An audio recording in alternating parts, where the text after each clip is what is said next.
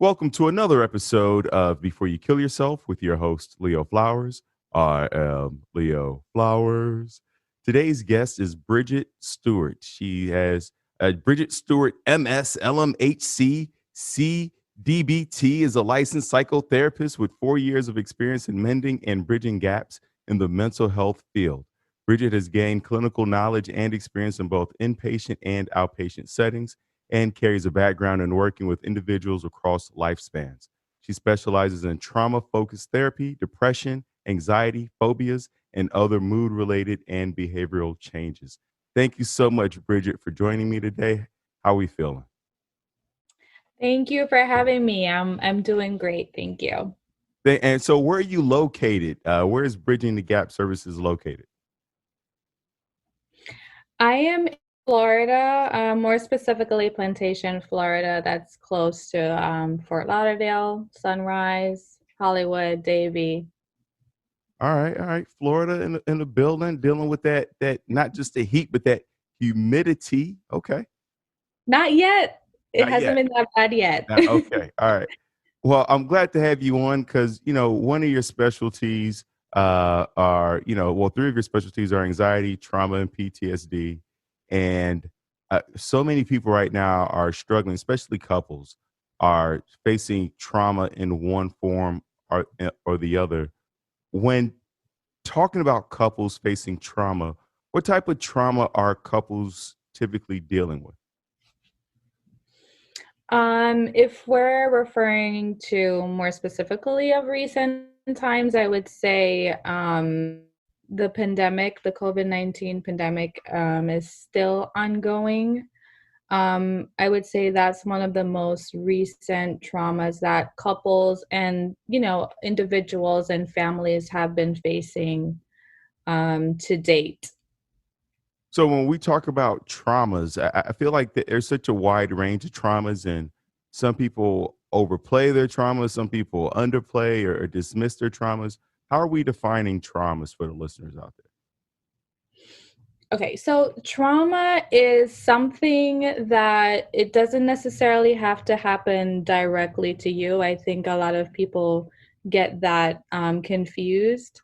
So it's something life threatening that the person either was in for themselves, or they witnessed it happening to someone else, or they hear about it happening to a close friend or loved one. Um, so that is what, trauma entails. Um, yeah, I lost my train of thought there. So it seems like, and just for the listeners, first of all, I want to say thank you to Bridgitte because she's joining us after a very long day, 7 sessions in a row. So it could be some delays here, people. We're in the middle of a pandemic, so show some compassion. Thank you so much, Bridgitte, for being here. So what I hear you saying is that when we think about traumas, it's not only what we've experienced, but it could be what we've heard and it could be from what we've seen. That sounds like even watching a show like Law and Order or CSI or any of these other TV shows or movies where we're witnessing trauma, we're witnessing rape, we're witnessing murder or genocide, whatever types of traumas are taking place. That sticks in our DNA and our tissues. It affects us. It's not just something that our brain is perceiving as entertainment. Am I correct in saying that? I would, yes and no. And I say no because in a TV show, I know sometimes we get like very deeply connected to these characters. But if we're going to be defining it as the Diagnostic Statistical Manual, the DSM, that we use to give a diagnosis, it clearly states that it has to happen to someone that you know personally. Um, but I say yes because maybe this person has other trauma from, a time before, and, maybe they're watching this TV show, SVU, one of my favorites. Woot, woot.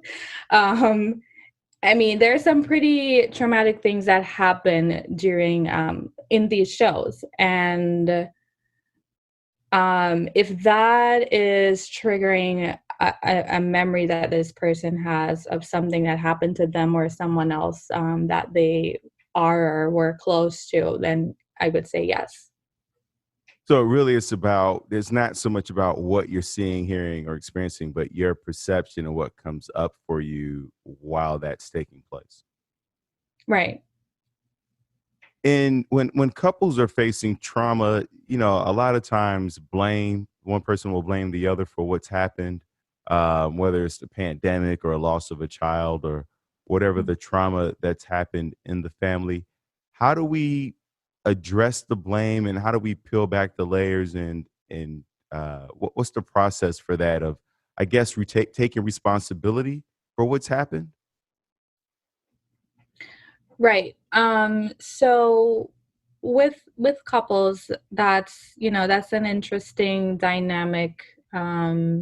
Usually this is someone that is your safekeeper, your companion, the person that you trust most. It is easier to blame this person because they're always in your space. If that's your relationship, it's easier to blame this person for what you're experiencing. Um, it's going to take one of these individuals from this relationship to say, hey, I noticed that yesterday I said something about taking out the trash, and I noticed that you screamed and yelled about taking out the trash, and I was a little confused about that. The next time if there's something going on, I'm more than happy to have a listening ear. um that could be one way, right? In an ideal situation, typically what happens is that there's a screaming match that's going on. um so it's gonna take one of these people having a realization or insight to how they're responding to something that is, usually it's minor on the surface. Maybe there are other underlying things going on with the couple themselves. Um, so they're not gonna just get up and say, I'm gonna go to therapy. It's gonna take someone in the relationship saying, hey, if the person isn't being insightful for themselves, hey, I need you to seek help. This is what I noticed that's been going on when this happens. And it probably would be best if you or I or we talk to someone. Two things that I noticed that you used. One is I'm noticing, and also I need. Why is, I'm in therapy also, and my therapist is typically using the I'm noticing XYZ. Why is noticing such an effective word or tool in communication? Well, I mean, we don't always say the obvious, right? So when I say noticing, I mean it in the sense of we're paying attention to the person's tone of voice, we're looking at their body language, um, we're looking at possible gestures to suggest other things that they might be communicating but not verbally saying. So I think noticing what's going on with your partner is very important, because it is a big part of communication. But yeah, they say what body language is 80% or 90% communication, and less of it is verbal. I don't know what the stats are on that. I do know that it's a big part. Because I might be saying one thing, right? And my body is saying something totally different. So having that awareness of your partner and for yourself as well can save a lot of people the trouble of miscommunication. I love that. Yeah, because it's not when you use the "I'm noticing" is it's not attacking the person. It's just Mm. here's what I'm seeing, or here's what I'm hearing, here's what I'm feeling, versus you this, you that, you always. Oh, yeah. It makes it a bit less aggressive. It sounds like. Right. My clients will tell you that I call them out on that. Um, when we start something wise, or we start with "you always make me," I'm like, hold up, what? This person has control over what you do and say and feel? Come on. So we want to take responsibility, like you were saying earlier. Take responsibility, have accountability for what you're thinking, what you're feeling, what you're saying, how you respond. Um, because when we come off with, the "you this, you always, you never, why do you do this that way?" It is creating an atmosphere for the other person to become defensive, because now it sounds like you're blaming this person for something. Um, so I usually tell clients, start out by thinking about how you feel about something. Okay, angry. I feel angry when the dishes aren't done by 7 p.m. I need them to be done by XYZ time. Is that something that you can do? So I love that formula of I feel XYZ, I need ABC. And then the question at the end is you're asking for their buy-in. Like, are we on the same page? Are we collaborating versus, uh, uh, you know, just telling the other person what to do? Because, we are two adults in the relationship and no one wants to be told what to do. So I love that I feel I need, and then going into a question form of, is this something that is reasonable or unreasonable to ask? Mhm. Now Yes. you are a DBT, a C-DBT licensed psychotherapist. Can you talk to the listeners about what is C-DBT licensed psycho, like what type of therapy that is? Certainly. So the C-DBT stands for Certified in Dialectical Behavior Therapy. Dialectical behavior therapy, in the most simple terms, is a type of therapy that teaches someone balance between two opposites. Um, so one of the hardest ones that even myself, that I, sometimes have difficulty wrapping my head around it, is acceptance and change. Like, that's two opposites on the spectrum. And the idea is to teach the client, this is just one example. The idea is to teach the client to find a balance between acceptance and change. Not because you're changing a behavior, it doesn't mean that you're not accepting yourself for who you are or for some behaviors that you might have. It's just saying that you're always doing your best, right? Because if you could do better, you would. So you're always doing your best and you're building on ways to improve that. Um, that's the simplest way to put it. There are a lot of skills and acronyms and all these things that we do teach along the way. It's excellent for borderline personality disorder. That was the disorder that it was developed for originally. They've managed to adapt it in a way where it's used for bipolar, self-harming, suicide attempts, um, anything that involves like emotional dysregulation. It's a great tool for crisis management, um, and distress tolerance.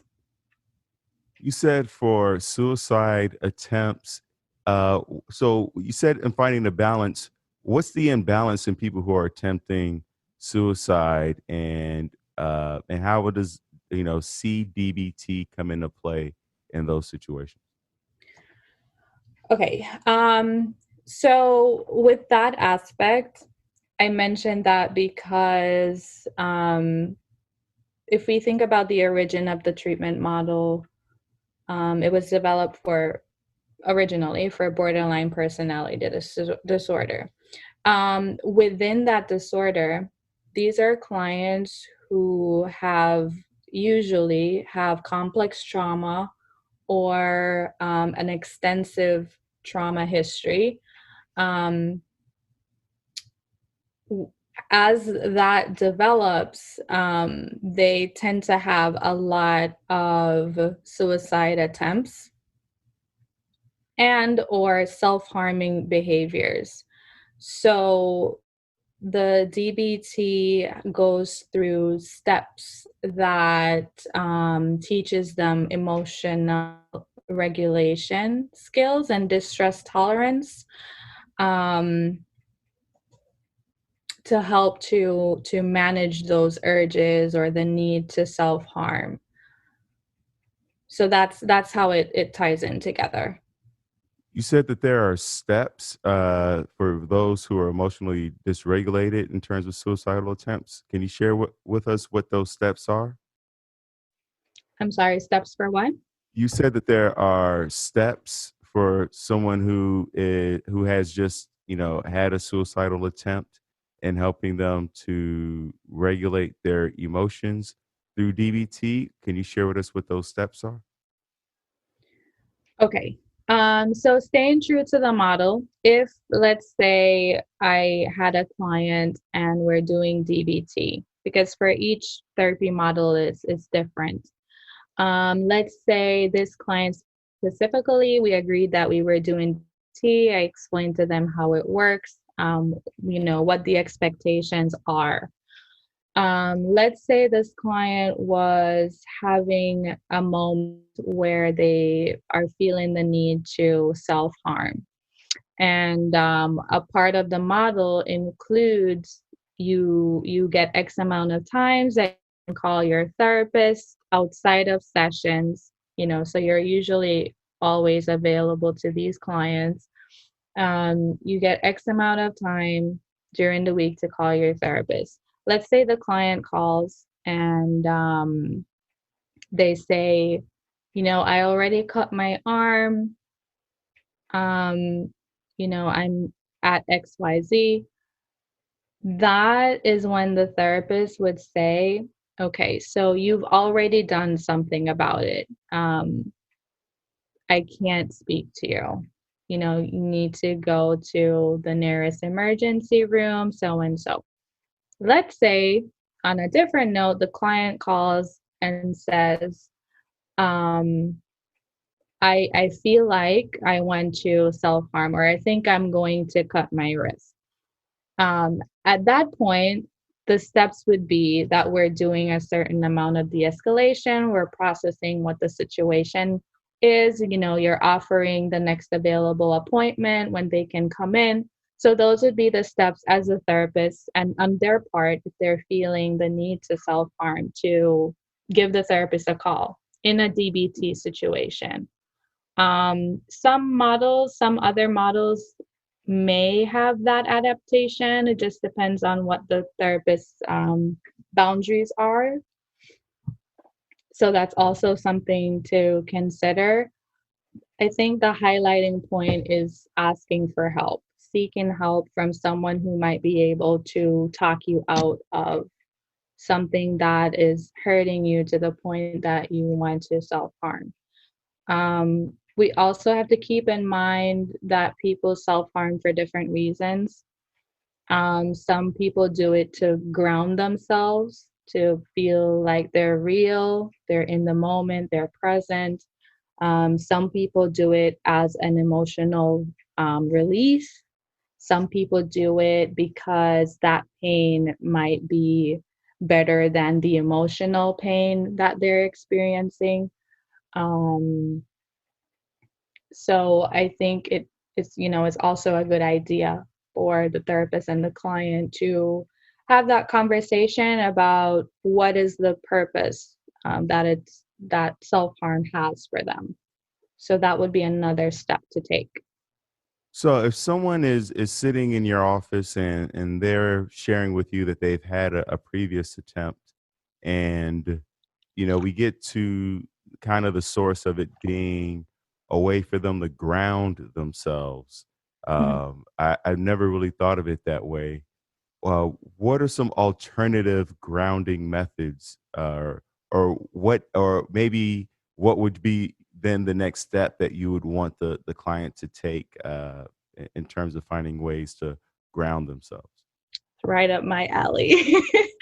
um, Mindfulness is being aware of what's going on around you. So that could be internal and external. You're observing that information. So you're observing with your five senses what's happening around you.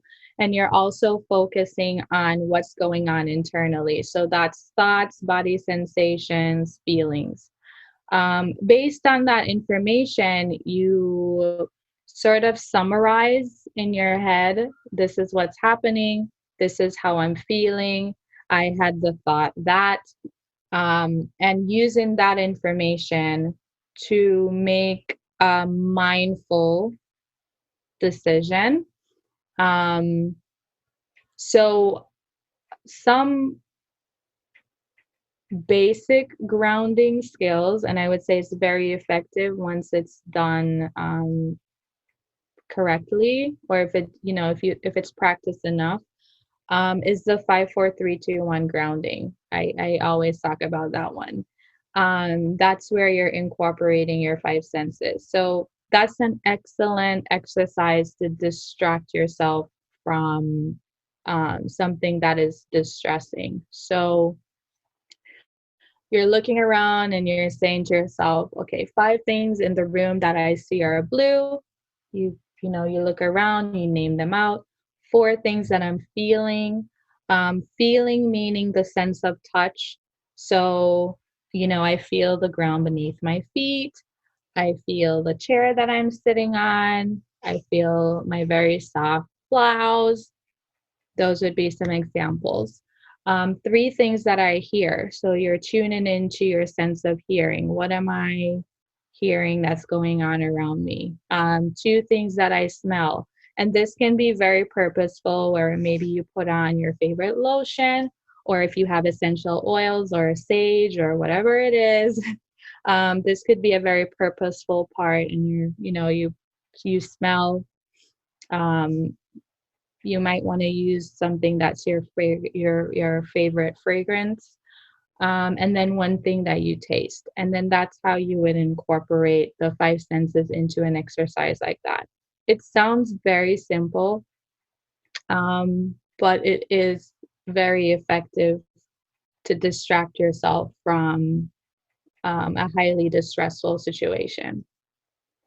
um, it's not to replace any other type of relaxation techniques, because it doesn't physiologically relax the body.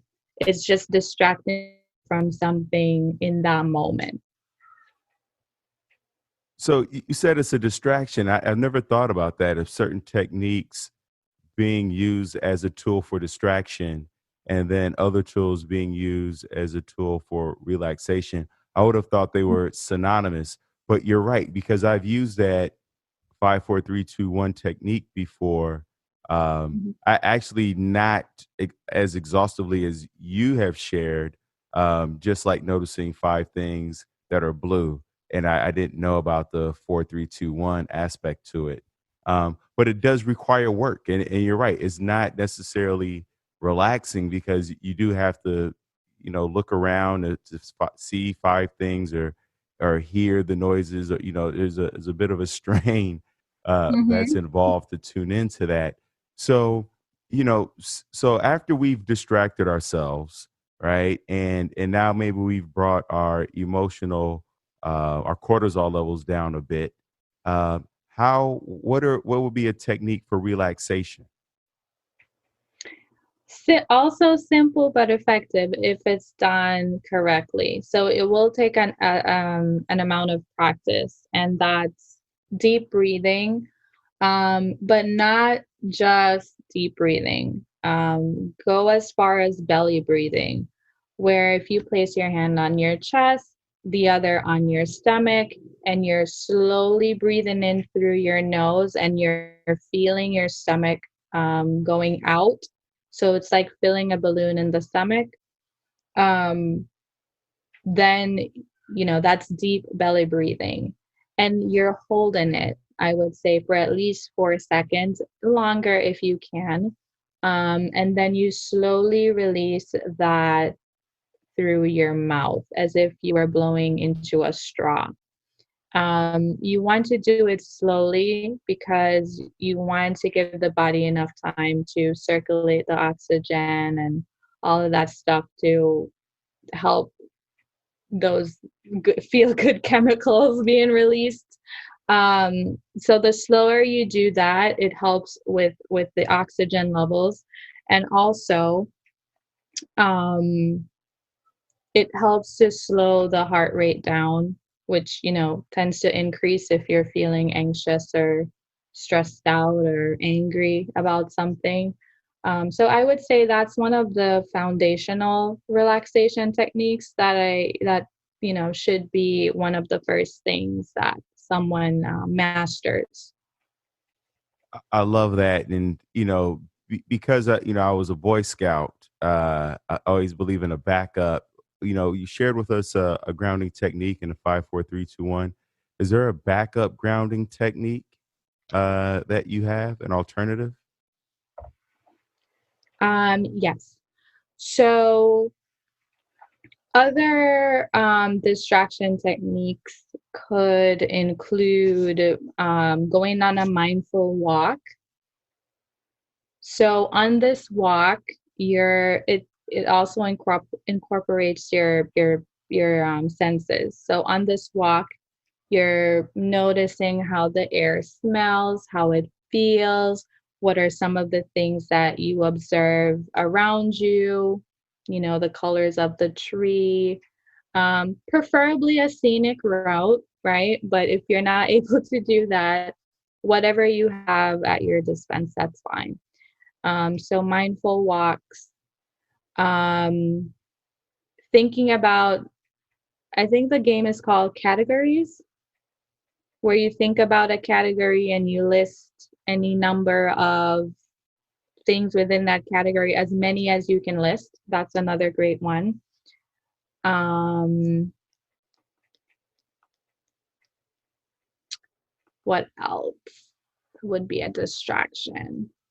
You know what I love about the categories distraction is I actually use that in terms of I'll go like, all right, name 10 car models, or Mm.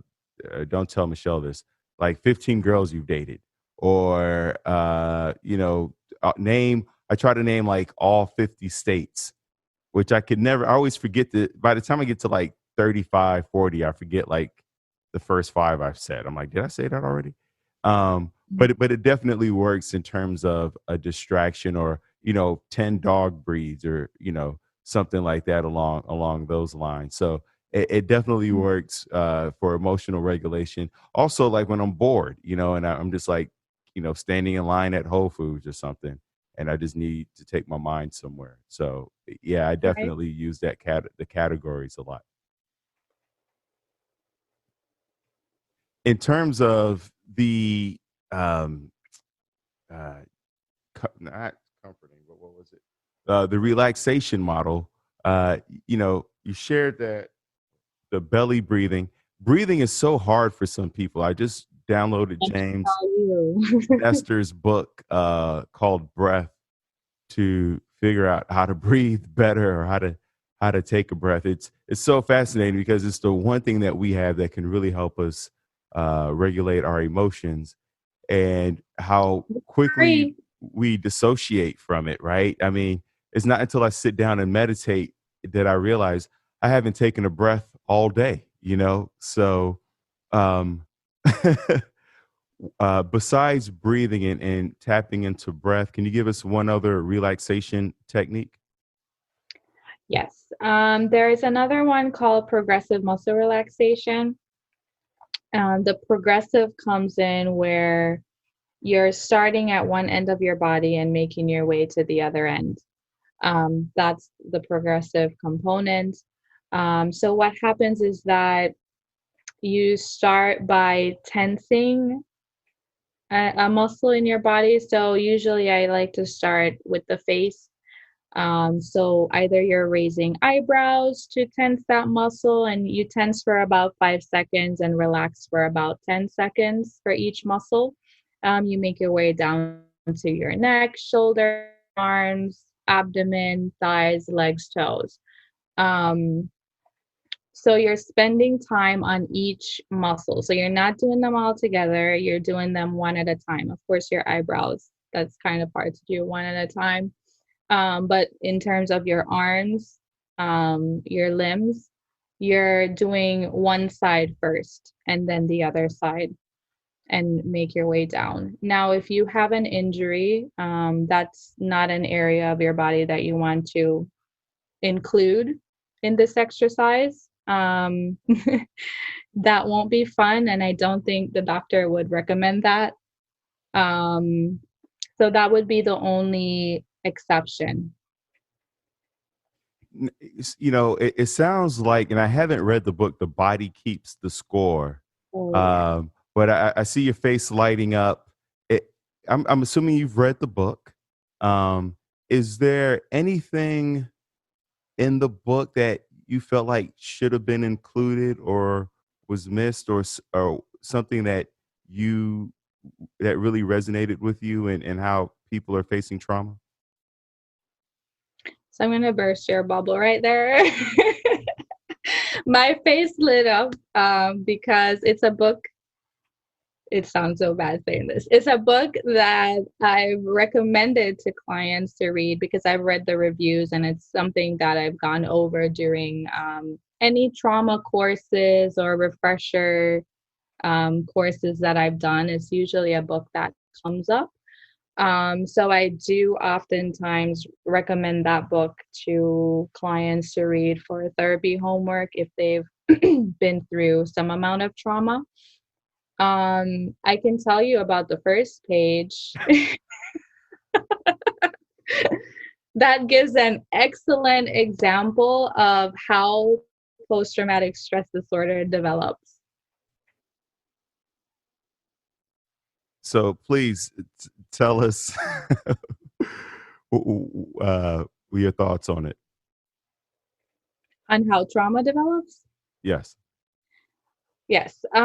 So what happens after a traumatic event, as we've defined earlier? Um, After that event, there is a moment or a brief period of time where the brain tries to heal itself. So that might look like different thoughts coming up about the event, different flashbacks, maybe some nightmares in there. Um, what happens when we ignore these different signs that the brain is giving us, saying, hey, I need to heal. This is how I need to do it to store it in long term memory.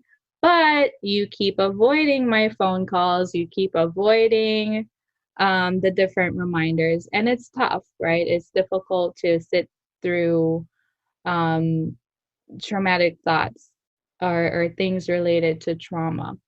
So long term, what that looks like is that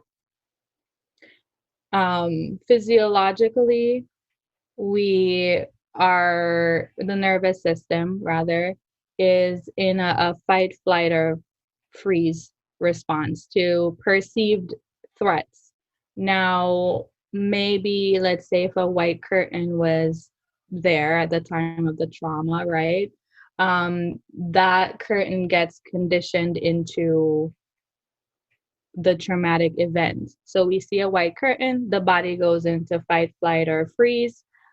The white curtain isn't necessarily a danger, but it is a reminder of that event. So it could come up in those ways as well.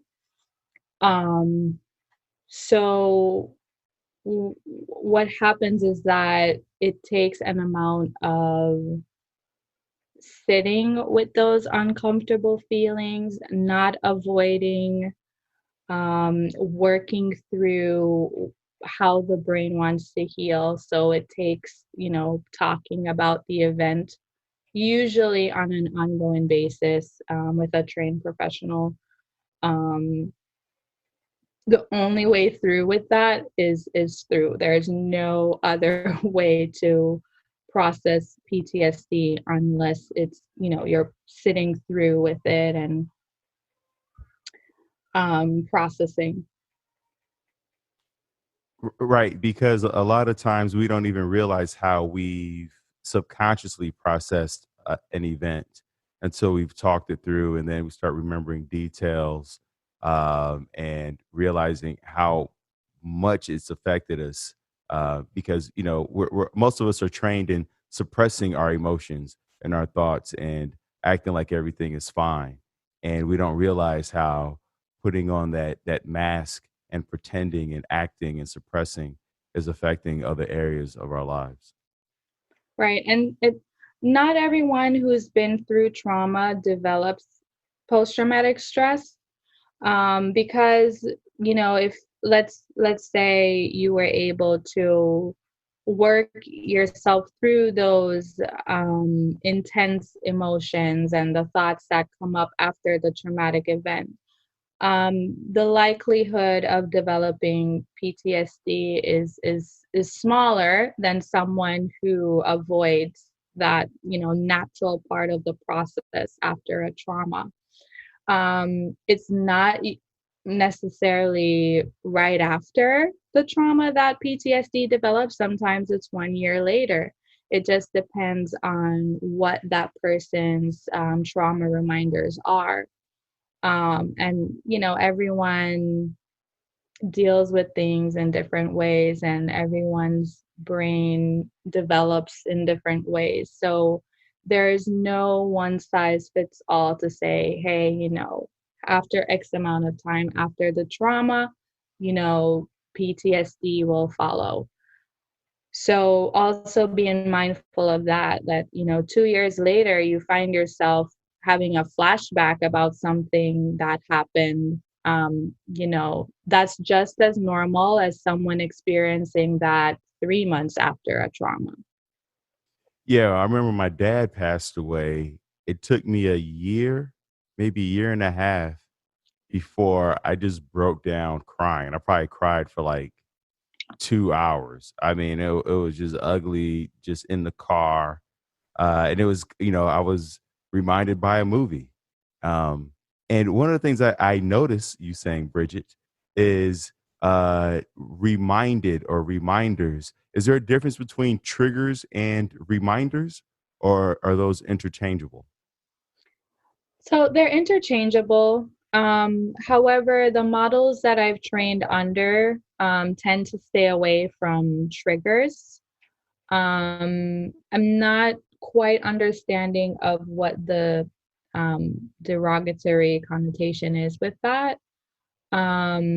So they tend to encourage us to say trauma reminders, so things that remind you of the trauma. I love that. And besides the book, The Body Keeps the Score, what other books are have you find yourself recommending the most to your clients or even friends, or that you yourself keep going back to? So that would depend on each person's unique situation. I think I have one here, right? Actually, a client recently started reading this. It's called Thawing Childhood Abandonment Issues. And I've made it a point of duty to start reading books I recommend so I can have a deeper discussion about them. So that's one, Thawing Childhood Abandonment Issues, and that's by Don Carter. There's also Attachment Theory by Robert Stewart. For me, I read a lot of treatment manuals on my end. So there's the Trauma Focused CBT, and that's by Jay Cohen. And then, of course, the other treatment manual that I've been practicing is CPT, Cognitive Processing Therapy. I love that. Thank you for sharing that. And I would assume that for a lot of people struggling with trauma, journaling comes into play. I had a therapist recommend that I journal with my non-dominant hand as a way of connecting with my younger self. How have you incorporated journaling into therapy? Um, so that's not everyone's cup of tea, and the clients will be very straightforward. I don't like writing. I don't like journaling. I'm not going to do that. And even if they say they're going to do it, if that's not something that they like, they definitely show up week after week, no therapy homework done. So it's not for everyone. Some people just prefer talking about it. Or if you don't want to journal and you're okay with making a recording, that's fine. I think it's an excellent tool for people who will wholeheartedly be involved in that process. And definitely, if you're going to be doing cognitive processing therapy, um, it requires a lot of writing and it has a lot of therapy homework. Um, so for those folks, maybe a different treatment model approach, would be necessary. I've been through that rigmarole with a client. They did not like therapy homework at all. And we probably spent 10 sessions and we got to part session 5 of the, of the model. So journaling, excellent if you're okay with that. If not, maybe talking it out on a recording, um, talking to a friend. Some people write poetry, some people write songs, some people write books. Yeah, I definitely, I love to write, but also have found it to be soothing. I mean, it's one of the reasons why I started the podcast is there's something soothing about hearing my voice played back to me.